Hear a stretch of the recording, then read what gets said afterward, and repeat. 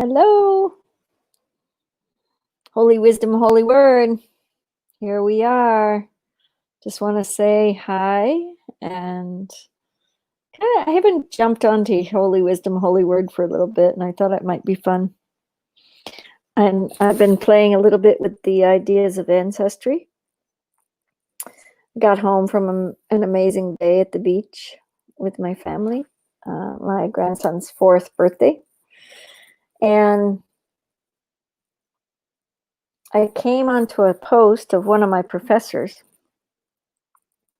and I was excited because he taught a lot around the medieval times, and during the medieval time there was a lot that happened that I didn't even know. So spiritually, I just want to go back and find my notes. I have boxes of paper from 3.5 years of doing my degree. I graduated May 22nd. And now it's about going through those papers and organizing it. And, when you're going through a degree, you kind of don't, I did not organize myself as much. So I was going to talk a little bit about the mystery of our ancestry and what it means to us. What is it? What does our ancestry mean? It's so powerful.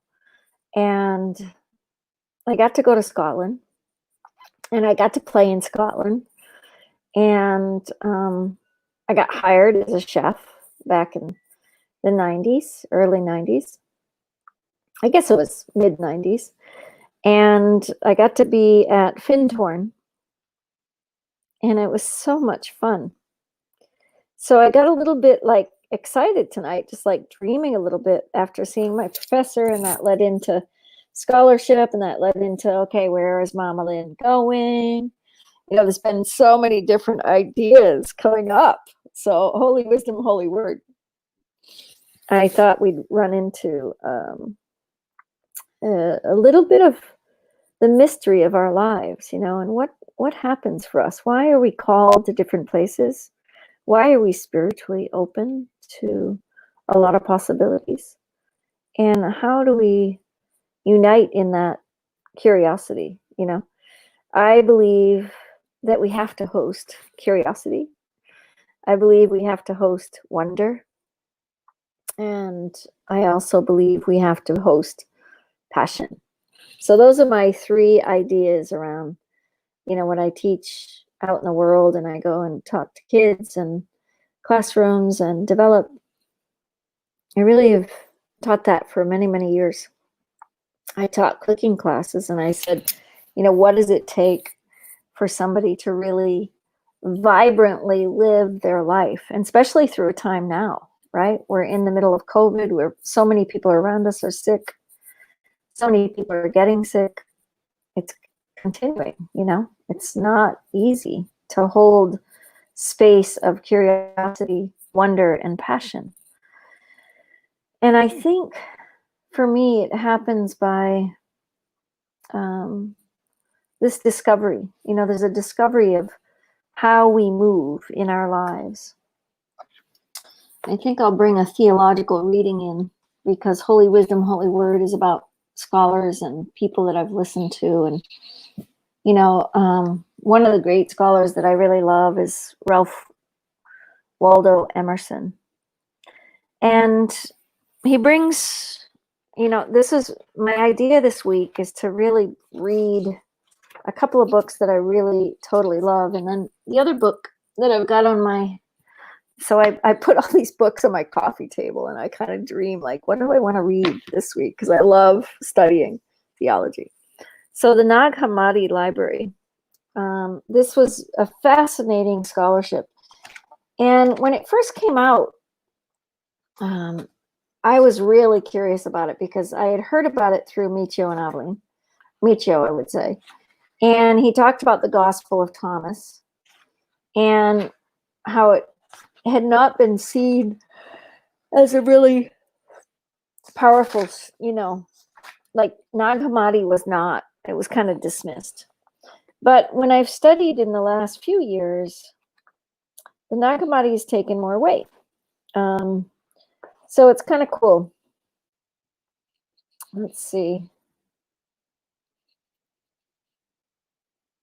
This is kind of fun. This is the origin of the world in the Nag. This came from part of the Nag Hammadi. Um, it talks about Eve, and many of us that are looking at how our society got here. I think we've kind of dropped into ourselves now with COVID. We've dropped in to say it's time to look a little deeper. And when I look towards studying theology, I've been doing this for a while, but I'm watching people, and it's really powerful. And it's powerful listening to my children. It's powerful just watching them thrive in a new way, and what they want in their lives. My daughter that just graduated did her TED Talk. She had to do a TED Talk, and Oriah is her name, Oryah. It means God's light. I found her name at a retreat center. Seminar. It was actually a really amazing place up in Elmira, and I used to go there often on retreat, just day retreats. And I'd listen to the monks, and I'd go into chapel, and I'd pray, and I would move into the prayer of the movement of old song and old psalms being sung in Latin. And I loved every minute of it.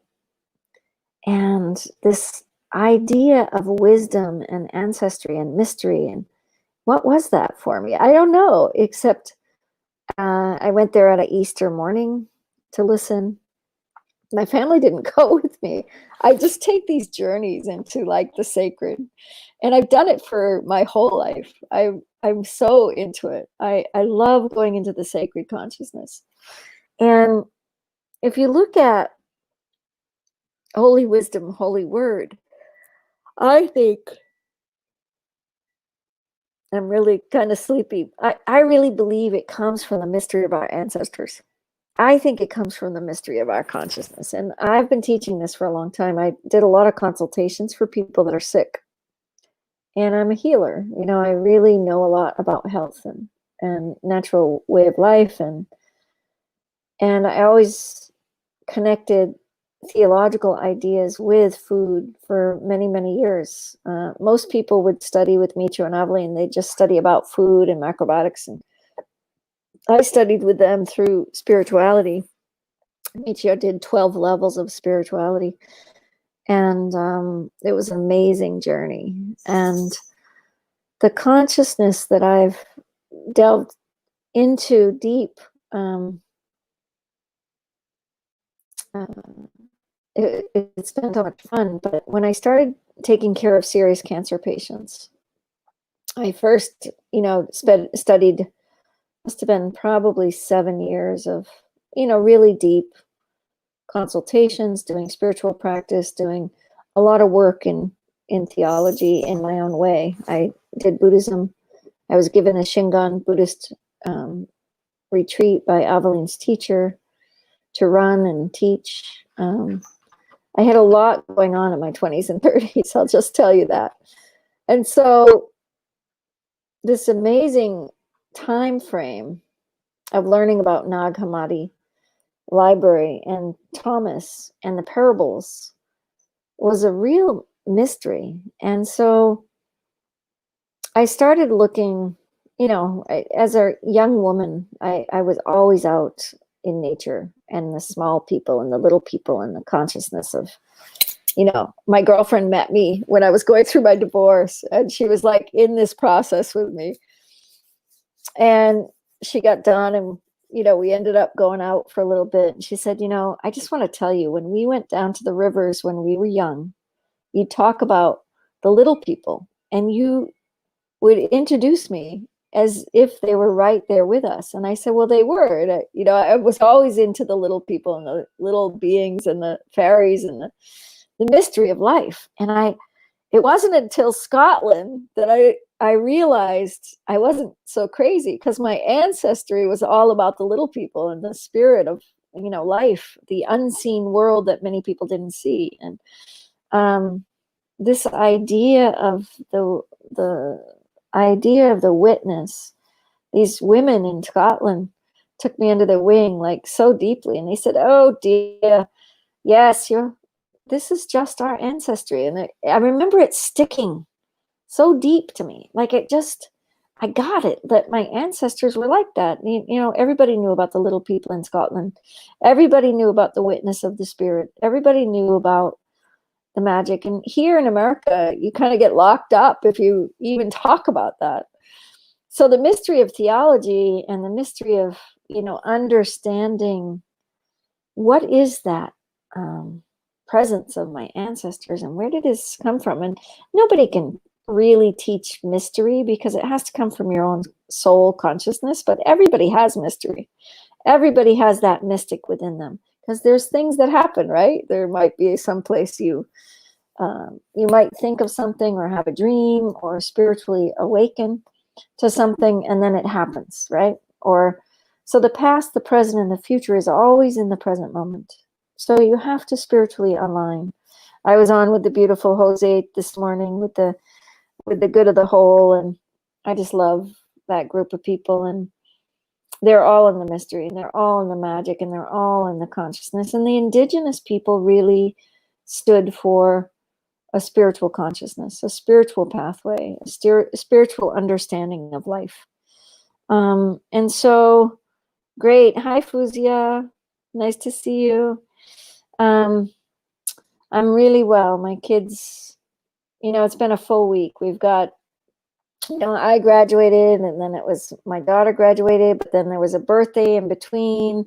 Then there was another birthday, because both my grandchildren are 4 weeks apart, and they're both 4 years old this year.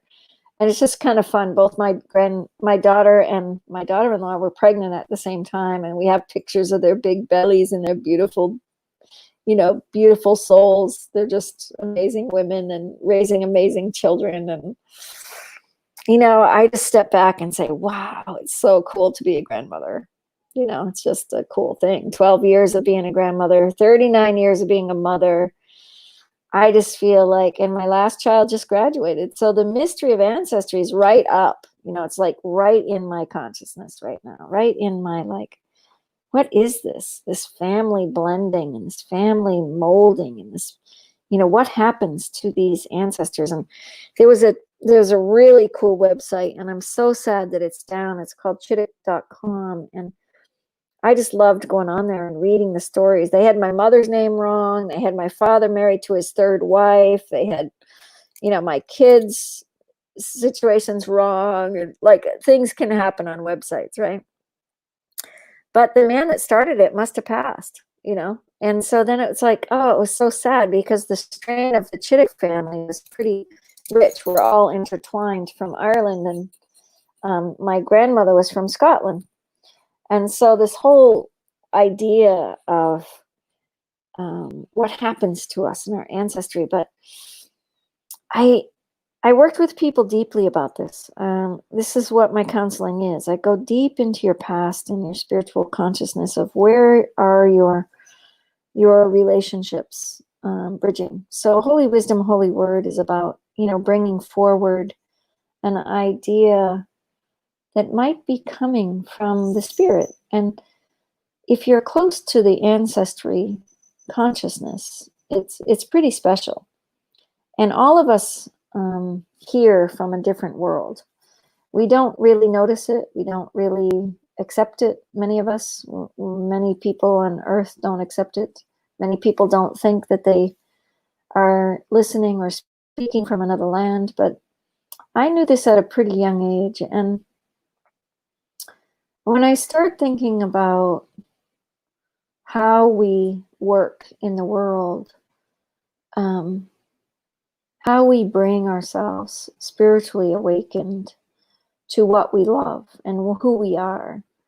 This is one of the most important things you could ever do in entrepreneurship and business and your life path and your home life, It's about bringing yourself to the biggest forefront that you could ever have, because it's you that has to live you.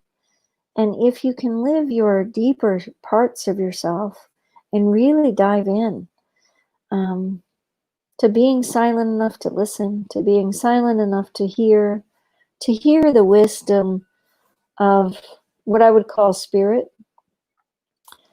Holy Spirit, holy wisdom is one of the um, holy witness, I would call witnessing yourself hearing, witnessing yourself spiritually hearing, witnessing yourself understanding, witnessing yourself consciously understanding. When you can open to the heart, when you can open to the deeper parts of your heart and really step in, most of the American academia is coming from the mind. Now you go into different countries and it's so different. And spending time in Pakistan has just been so amazing. And I'm hoping to go. I'm hoping to have enough sponsorship to move for a little while over to Pakistan. But I've been invited to India and to Nepal and to Bangladesh. And so there's a kind of a tour idea that I've been dabbling in. And my daughter just graduated. I said I would wait till I graduate and then make some decisions. But tonight came this other whole idea, like, it's been rich within this whole spring because I'm very much about my ancestry. And there's a chance to get some scholarship in Scotland, and to go there on a research grant. And kind of got me excited because it's my homeland, And when you're in your home country and you're in your own relatedness, when you're in your own relationship to yourself, you have to listen to the heart, If you can listen to your heart, if you can listen to your own presence, to bring yourself up like a flower. This was the day of the flower, and with the good of the whole, with some of the Mayan culture was the day of the flower, and I've been I'm just bringing it back now, but I was actually painting on the beach. I'll show you. I kept working on this one painting. Let me grab it real quick. Hang on. You got to wait for me for 2 seconds.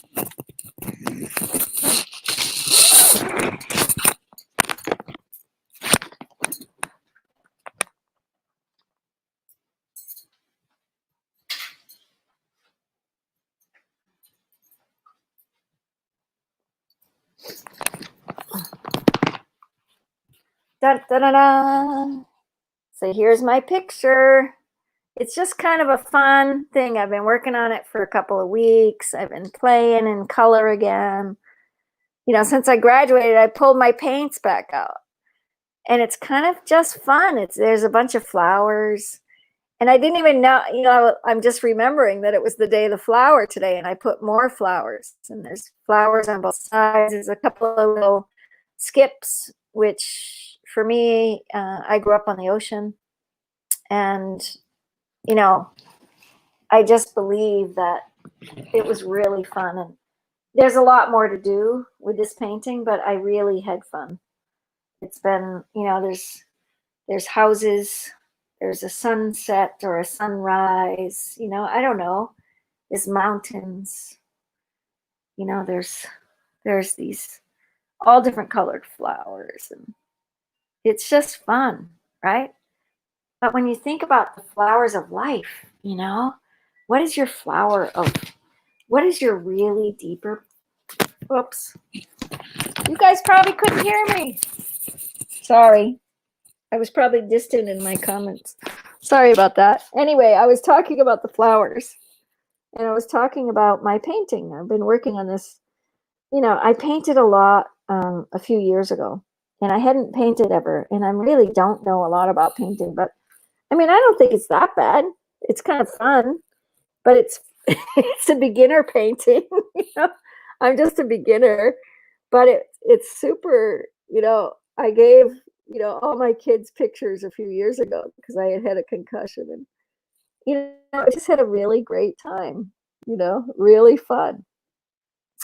And since today is the day of the flowers, and the Mayan friends were talking all about that, I was just like, oh my gosh, it's so cool. Like, to think about the flowering of your ancestors and what did they go through, There's a lot of trauma that comes from the ancestry consciousness as well.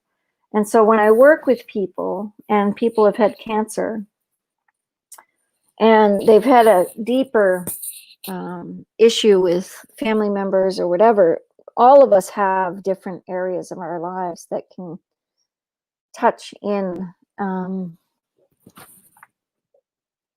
that can witness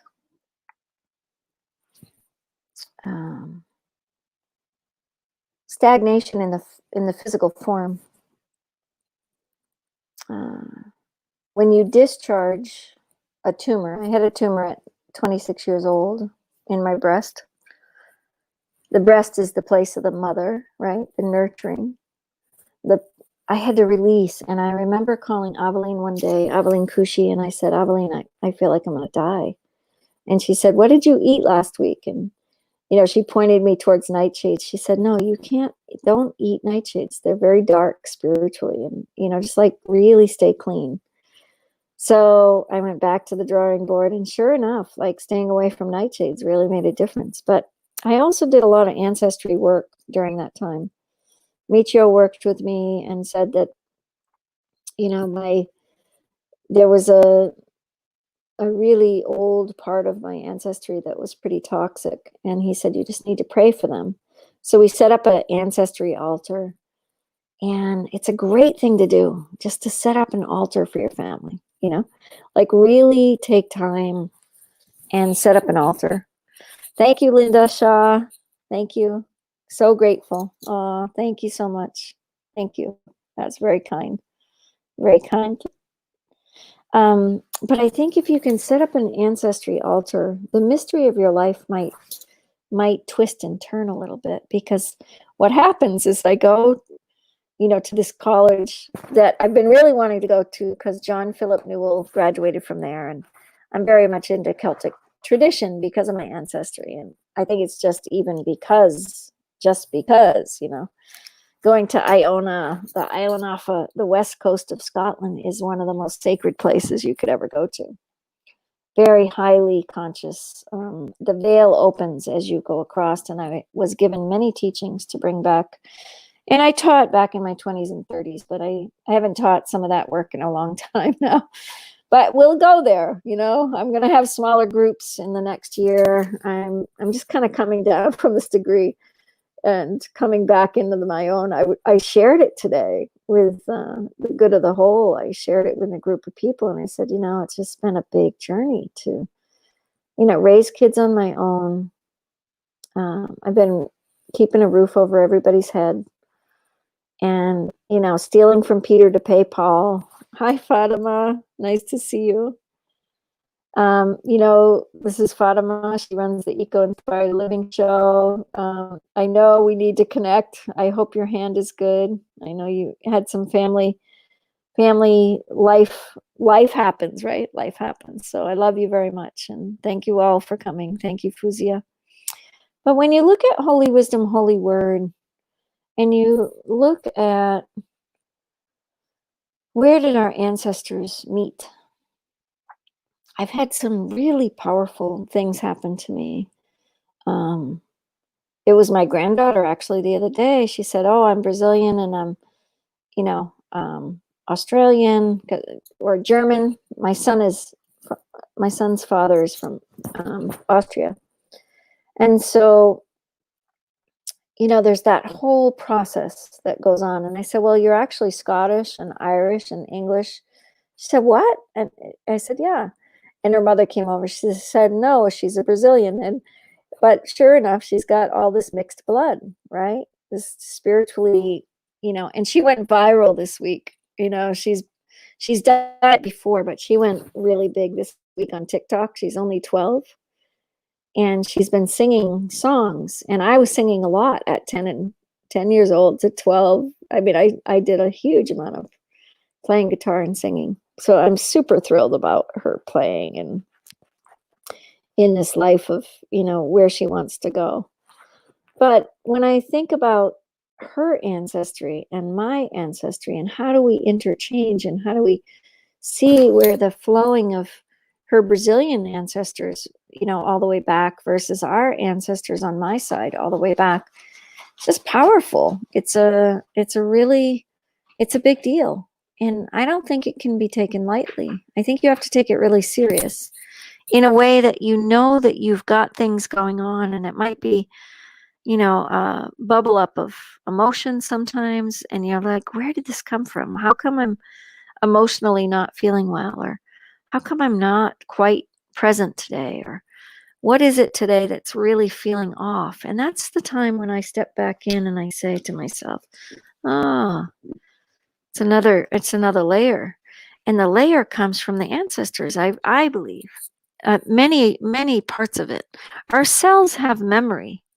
Our cells have consciousness, and you have to remember that. And that's why eating really powerful foods and eating a macrobiotic diet was so touching to my heart and my soul, because I could remember stronger if I could eat simple and stay closer to nature. When you stay close to nature, your spirit, your chakra system, your consciousness is upright. And you can really understand a lot more. But anyway, so I'm online, and I just talked to people about getting to Pakistan by October, and then I was dreaming about getting there earlier, because I drop off my daughter in August to college.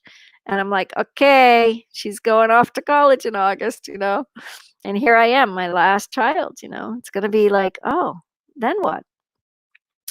So I've looked at staying put. I've looked at packing things up and putting it into storage and travel for a while. I've looked at, I've looked at just, doing what I've been doing.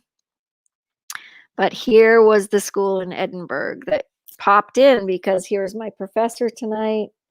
He's talking about the medieval work that there's a lecture, and I'm so excited. I want to go, and it's so fun.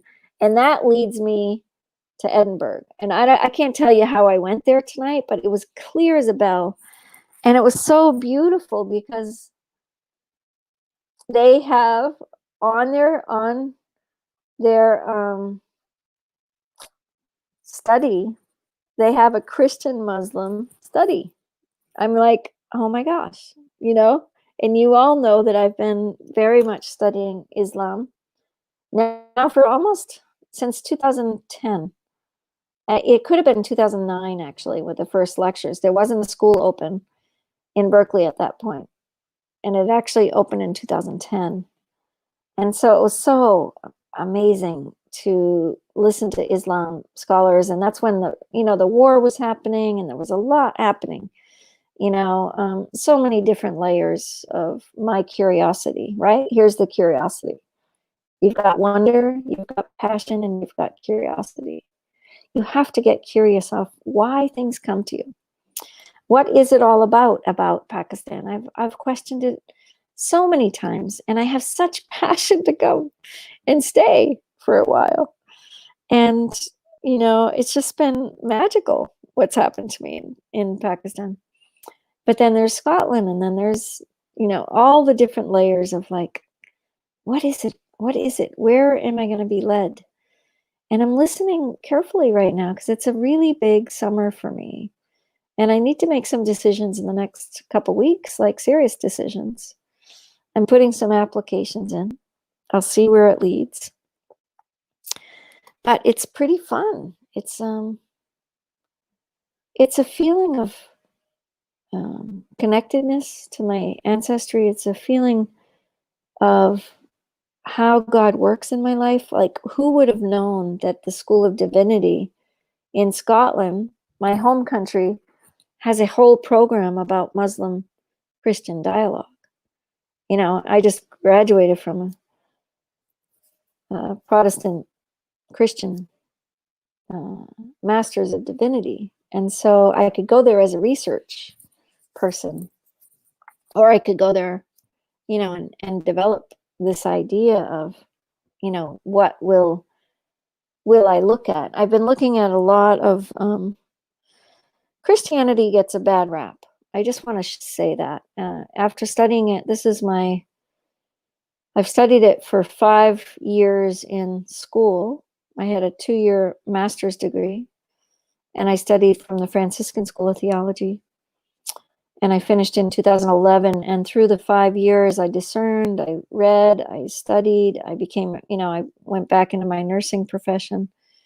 And then it was like, okay, I got it. Like theology is my thing. I love it. I've been doing it my whole life. It was what I dreamt about. And all kinds of mystery and magic got me to where I, was in school. That's another story. But Holy Wisdom, Holy Word is about that for you. And I think if you can really look at how life moves and opening to that adaptability, I think you can have a lot of magic in your life. My life is magical. It's been hard. It's been brutal. It's been trying. It's been experiencing so much of life.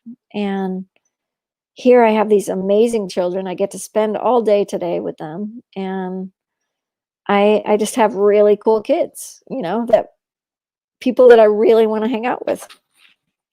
And I'm pretty grateful for that. I'm pretty grateful. I can't say that. Yeah, it's been good. And anyway, so it just came about, like, what is this call to your ancestry? What is it to be called to something that enlivens your passion, your wonder, and your curiosity? Like when those three things spark, when they get enlivened, at least for me, I feel really good inside. I feel really blessed when I've got those three things sparking. So this week is really, I've been wanting to read Ralph Waldo Emerson. I highly recommend his work. He's written some poems in here. Maybe we should read one. The far-fetched diamond finds its home, flashing and smoldering in her hair. For her, the seas, their pearls reveal. Art and strange lands her pomp supply, with purple chrome and cochineal, ochre and lapis lazuli. The worm, its golden woof presents, whatever runs, flies, dives, and delves, all doff for her their ornaments, which suit her better than themselves. And I don't even know what he wrote about. What a powerful one. It says, the gift of nature without some drawback. So to women, the exquisite structure could not exist. Oh, wow. Without its own penalty. Ooh, powerful. Emerson writes powerful works, and I read him back in my 20s. I haven't really visited him in a long time, but I really love his work. And it's good to revisit things when they appear and you say, okay. And let's read something from Nag Hammadi now. Holy Wisdom, Holy Word. Let's see where we'll open to. I was going to Thomas, but I couldn't quite get there. There's so many stories in here that are so powerful.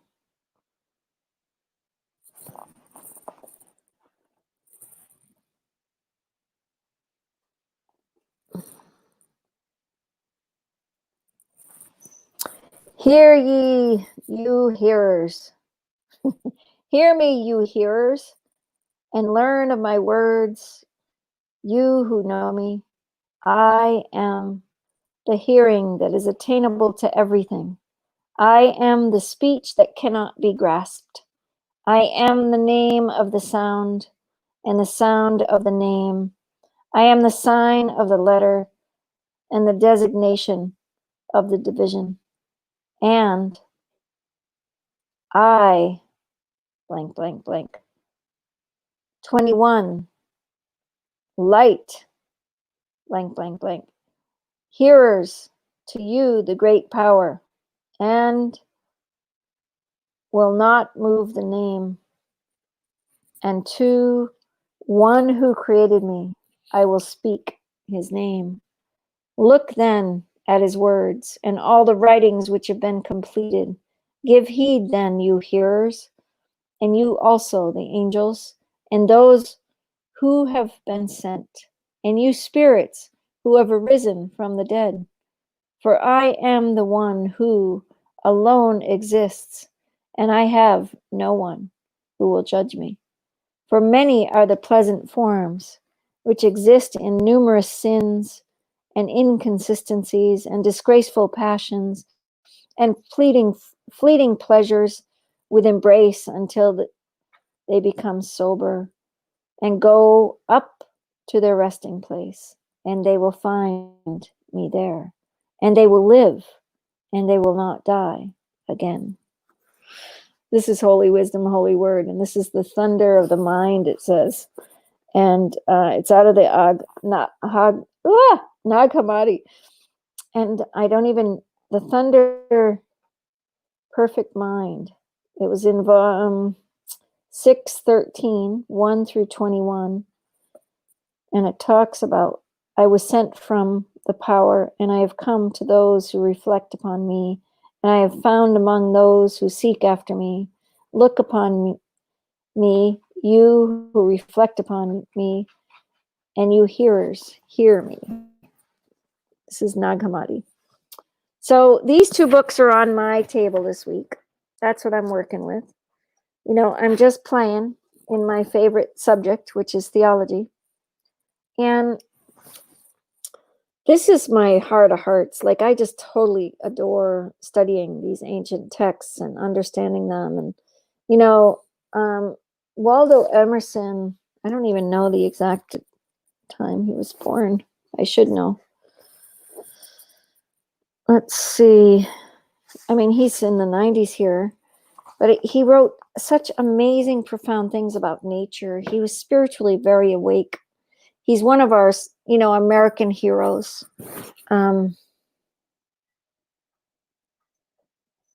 He could have, you know, I don't know a lot. I should know more, but that's why I'm studying, right? That's why I want to study. This is why I do what I do, because it brings me to that mystery. It brings me to the mystery of, like, how did he know the mystery, and where were his ancestors from? Were they from England or Scotland? And a lot of the early founders here in America were from, you know, England and Scotland, and then Germans and Swedes, and many, many people came. And we called it the melting pot for many, many years. And what's going on now is not what I grew up with. And it's sad to me right now. And I've been praying around it a lot. I really have a lot of friends struggling, not just with COVID, but the racial innuendos that's happening in our country, in the United States. And I bring it forward to you to lay it in the hands of my ancestors, because they went through this for years.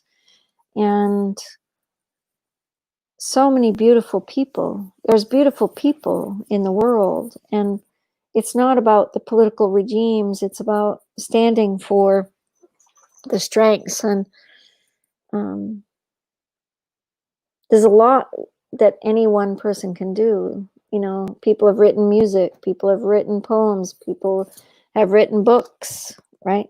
People have opened themselves up to all different types of things. And I think if you can open to the mystery of what you're really here to and called to do, I think you've got that depth of soul. I would like to finish Remembrance to Remember, the book I started in 2015. I haven't published yet, and get that published, because I think it's a good book. It's a mystery of my own stirrings, I guess I would call it. some of the mystery of soul. And it might be helpful to people because you might be able to remember from some of the practices, um, and some of my life experiences that might bring you to a little bit more of your own heart. Because it's really been a depth of study for me. It's been a depth of reaching very crucial points in my life, very extreme points, and going to say, okay, it's time for retreat. And I would retreat from the world, and I would retreat. The 40-day silent retreat was profoundly experiential in a way that I have to just write that story, and really delve into it and show what happens um, in the mystery. And I think when you remember, um, you know, the travel of, what the Mayan people call traveling through worlds that are very normal for many of us. You travel spiritually through the worlds, and you understand a deep dive into the mystery. And there's no greater mystery for me than what I've studied in theology. It's just been so fun because the mystery lies there awake in all of the writers I talk about. And it's the human soul part, and it brings me forward to say right now is a time for us so deeply to stop chasing, jobs that don't fulfill us, people that don't fulfill us, uh, life that doesn't fulfill us. Um, the spirit has to come alive right now for us to change that something that we've gone so far away from, right? This type of plague it's huge, right? So we've got to change. We've got to bring forward a much greater part of ourselves to be able to bring us a place within our soul life that can open um, to our heart of hearts, that can open to our soul, that can open to the wonder and the relationship. Your ancestors are all about it. Like that's what you can move to. You can move to a lot of um, your relationship in such a rich way if you can step into the mystery, step into the wonder, step in to the mystery through your passion, through your curiosity, and through your passion. Wonder, passion, and curiosity. I really believe that. And if you can stay open, even in the hard times, to the curiosity, when it's really hard, stay curious and definitely buy some flowers and definitely take care of yourself. And that resiliency that we can each do when we're going through that really hard time, when life doesn't feel like it's going to move, and maybe a family member gets sick, or your children are sick, or you're sick, or you have a family member die, or a child die, or any of these things can happen to any one of us at any moment. Boom. It's that moment that you have to capture and move it into the positive relatedness to your soul. Because people say that they have depression, and I think it's real, but I think it's because of stagnation in the body and the cellular. And I think it's because there's a cellular disconnect of what might have happened either this lifetime or last lifetime or many lifetimes of ancestry that has created the stagnation in a soul. So as I get into some teaching in a different way, I've been trying to get some classes online. I waited till I graduated. When you're in school, it's just one thing after the other just to finish. And I worked full time this year to pay for my education. And this year is trying to get a little bit more settled down so I don't push that type of layer. I got really sick March 9th. I had the fever, and it took about 7 weeks before I had my energy back, 6 weeks, and my energy came back, and I was feeling a lot better, but there's a lot to be done, when you're sick. I had to really look and dive in, and I had to say, "What was I doing? Why did I get so sick? Why did my body just drop in and just like boom?" And it was many layers, many layers. So I went through grief from my family. I had family members struggling, and I finally dropped, you know. And when we drop, we go deeper. And Rudolf Steiner talked a lot about this. Kids that got sick, that in the child you can see it very deeply. When a child gets sick, they go through many um, transformations, and I think we do too. But we tend to take the quick pill or take something quick to get rid of it. So if you hurt your arm, or if you hurt your body parts, or if you get hit by a car, or if you have an accident, you have to stop and you have to look what's working and what's not working.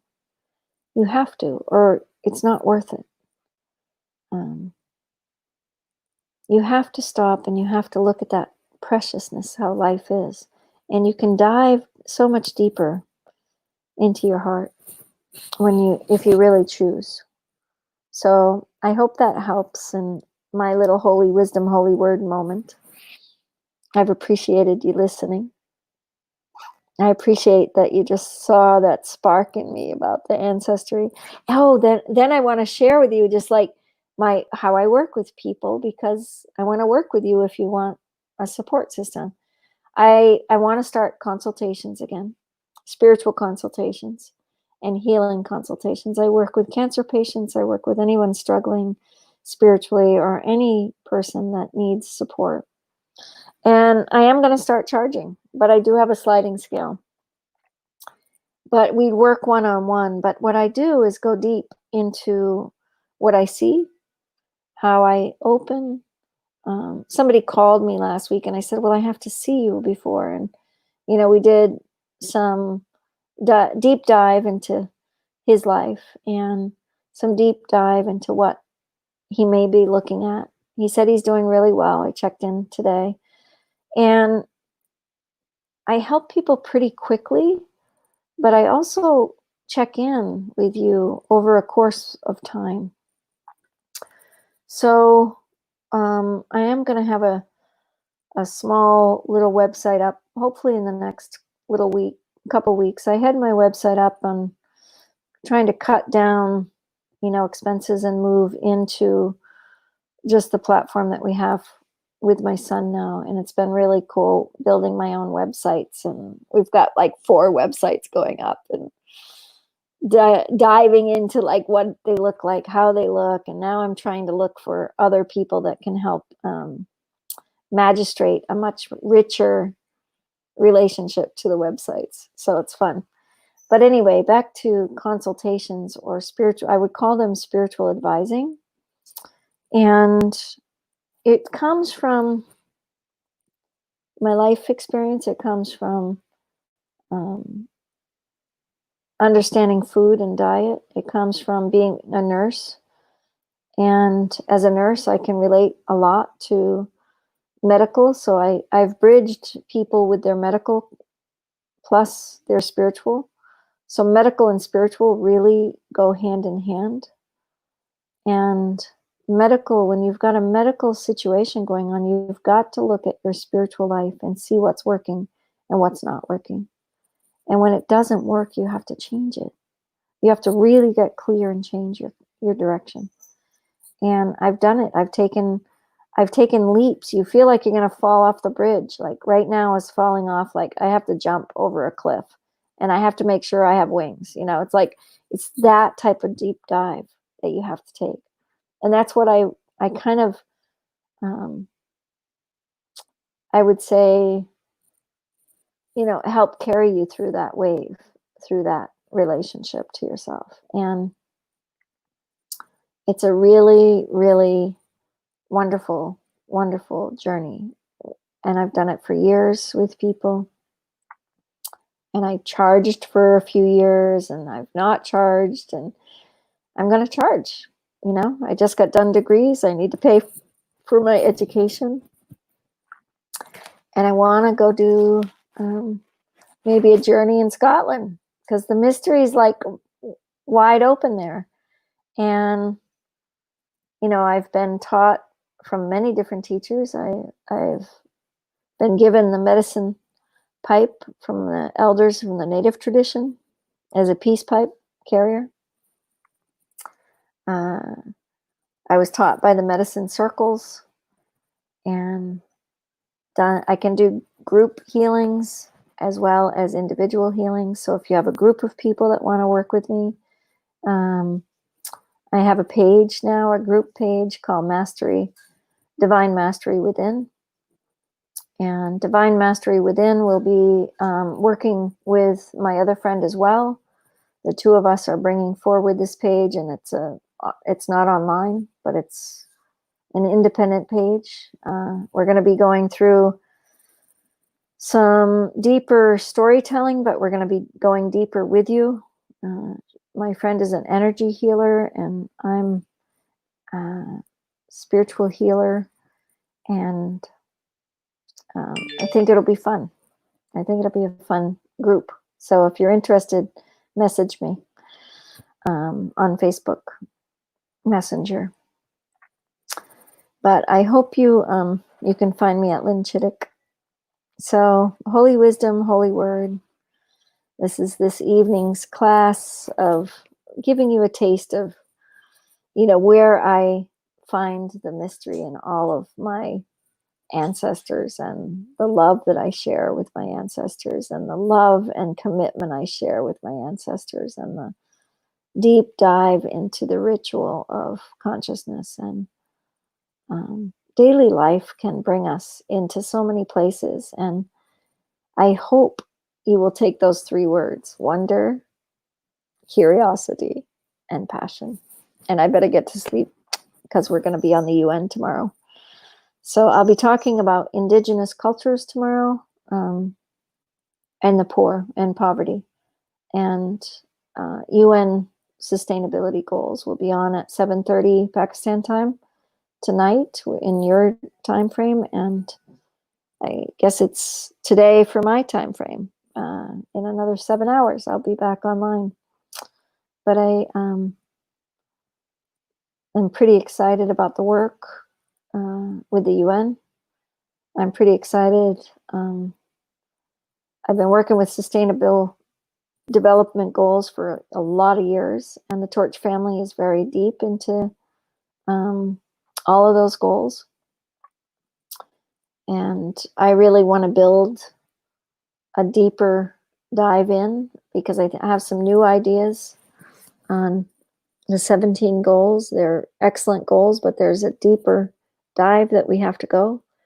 And I would call them some of the secrets of our personal lives, instead of striving for what's here, but changing it and developing a new system of change, a new 21st century where we go over the high mountain together, that we stay together and go over the high mountain. But it takes that individual work, that individual localized work, that relationship, your relationships that are close to you, your relationships that go spiraling out. And I call it spiralarity.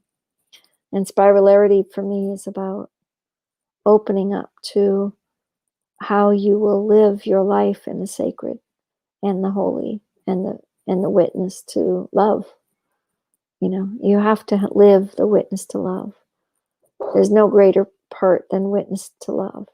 You can separate from people that are toxic for a while, family members that are toxic. It's okay, but always return from the humility of your heart, and out of your humbleness from your heart, then you can stand in the sturdiness of your own soul to say, wow, I'm really sorry if that hurt you, or if you made mistakes, or if you've changed. And done a ton of those this year. It's just been beautiful. I love it. I love stepping back into something that was messy and something that didn't work, and something that I really had to take charge of and really stand for my womanhood. And it's about giving space to yourself to do that, to be able to go enough into your soul life that you can give space to that and um, reconcile with people that love you. You know, everyone loves you. You're loved. You have to know that you're loved. You might have a horrible situation happening, but you're loved. And it comes from the deep mystery of your ancestors, or you wouldn't be here on this physical plane. You got here because of them and because of your own will and your own consciousness. So here you are, and God is good. And I really believe in the magic of all of that. And be the flower, be the day of the flower. You know, I'm excited about the good of the whole. I really want to get up and do more with my beautiful group of people.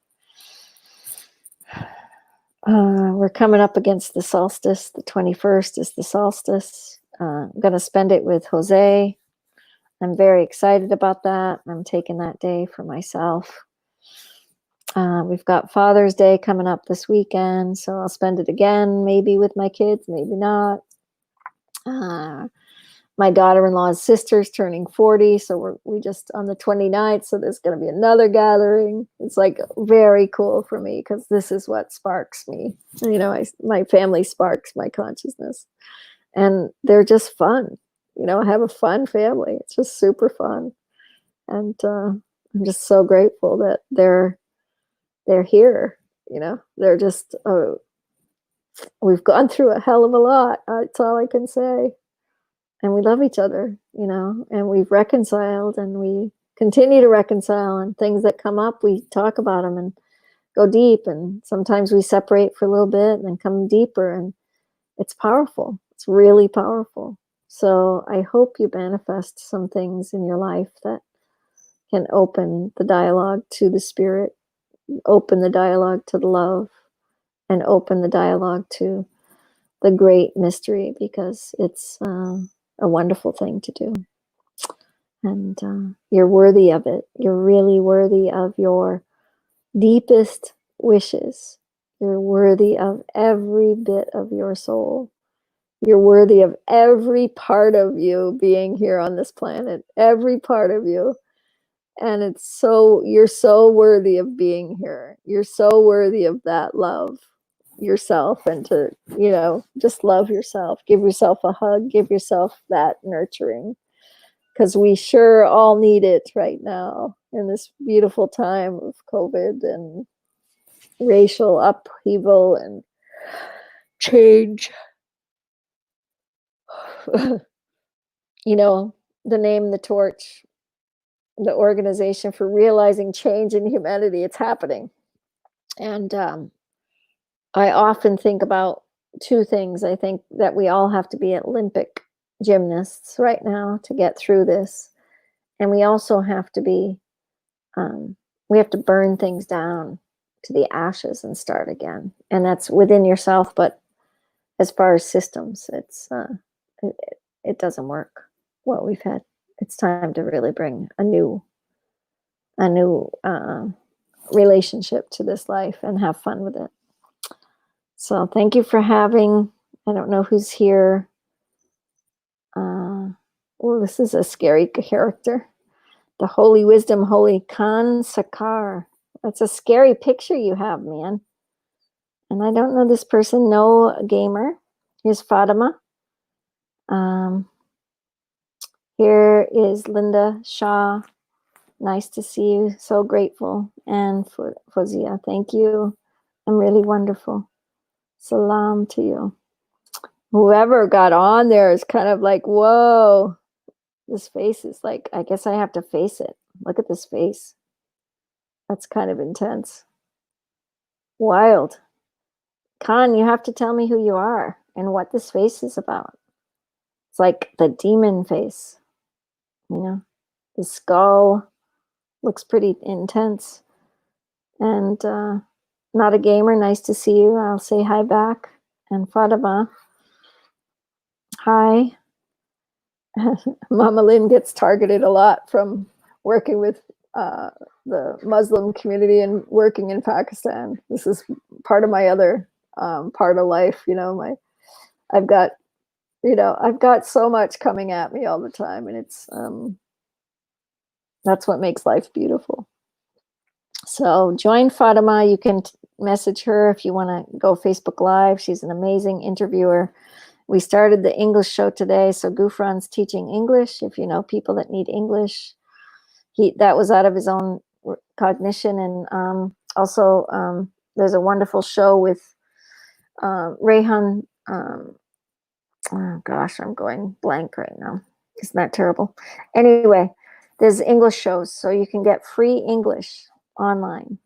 So always feel like, you can totally do that for yourself. Okay, so says I can't post comments to some destinations. Interesting. I don't know what that means, but we might have to check my whole lead service here. All right, have a blessed night. I'm wearing down quickly. Passion, curiosity, and wonder. Your ancestry relationships, okay? Be curious about it. Be passionate of just like it'll bring up your, wow. It's one of the greatest things, I think, just to, give those 3 things to the children beside you. Peace and best, and your little child inside you. Blessings. I really appreciate you guys coming on. It's pretty funny. It's pretty funny how life moves. Holy wisdom, holy word. Namaste, as Pravin would say. Blessings. Blessings. I think I might play guitar for a little bit. Maybe I'll do a Facebook Live guitar. That's what I feel like. I feel tired, but I don't feel like I can go to sleep yet. How's that?